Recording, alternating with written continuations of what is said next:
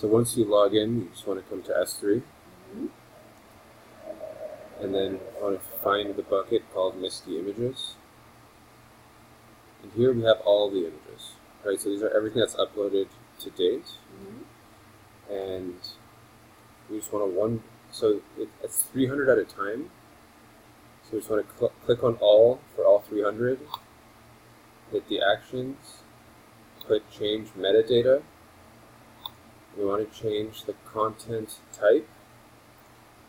You click in this little drop down, and then you just type the letter J to JPEG. So basically that's how Shopify needs the images to show up on Shopify.